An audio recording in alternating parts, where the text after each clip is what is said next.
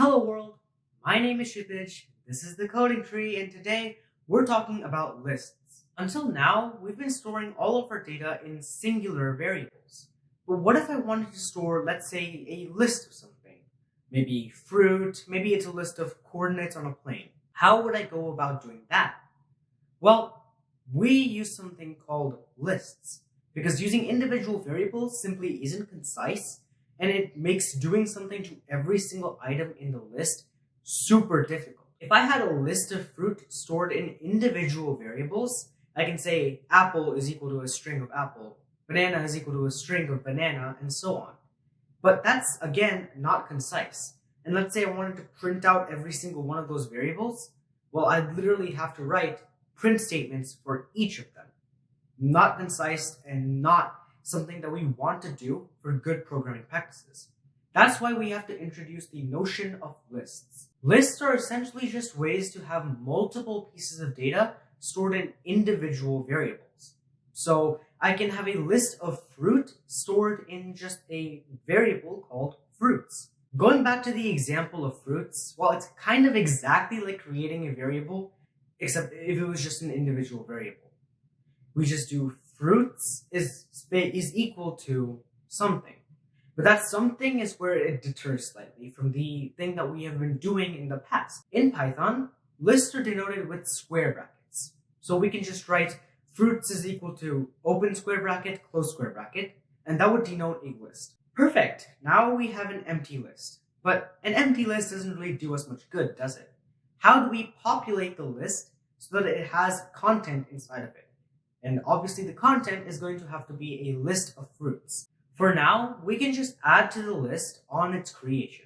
So instead of manually adding each item we want later, we can just do list or fruits is equal to open square brackets and then our items separated by commas and then a closing square bracket. Note, these items still have to follow data type rules. So if it's a string, it still has to have quotations around it. And since we're storing fruits, it makes sense to use strings. So we can just write fruits is equal to open square brackets, open quotation marks, apples, closing square bracket, comma, and then so on. Repeat until we get to the end of the list, and then just put a closing square bracket. Great! Now we have a list of fruit that we have made ourselves on its creation, and we can do many different things with this list. For example, right now I can just print the list back out. And if I just write print fruits, I get exactly that. I get what I basically put in to the list of fruits in the first place. So this is because we just passed in an input, which is the list of fruits, and then got an output, which is just what we put in to the variable. Again, we didn't do anything to the input, so we just got the output. But let's say I wanted to access a specific item in the list. Let's say I wanted to access the first item for now. How would I go about doing that? Well, I can use square brackets again. I can write print fruits square bracket after the fruits, 0 square bracket after that. Now let's break this line down. So there are actually two things being stored with each variable in Python when you create a list. Each element in the list also has an index associated with it. An index is just a number assigned to each element going in ascending order that basically just denotes where its position in the list. So in Python, we start counting indexes or indices at 0. So the first item has an index of 0, the second item has an index of 1, the third item has an index of 2, and so on. So with that information, I can access the first element with 0 because I'm accessing the index of the first element. So the first element being apple, which also has an index of 0 associated with it, I can just access the index of 0 and get my input or get my output, which is apple.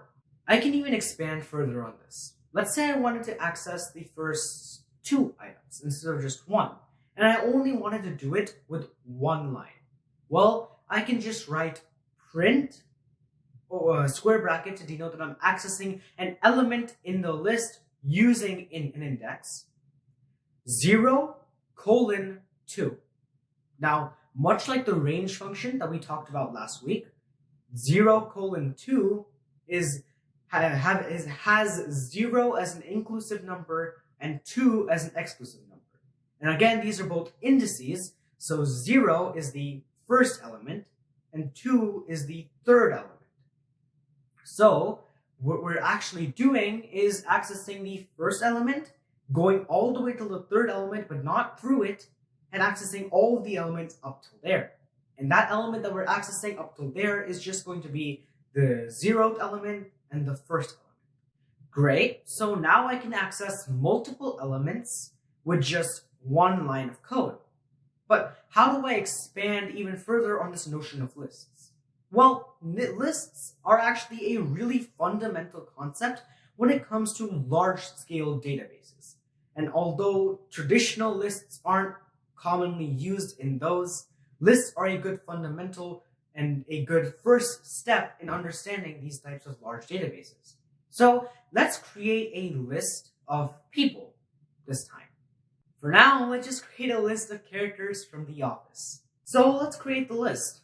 For now, I'm just going to do this on declaration.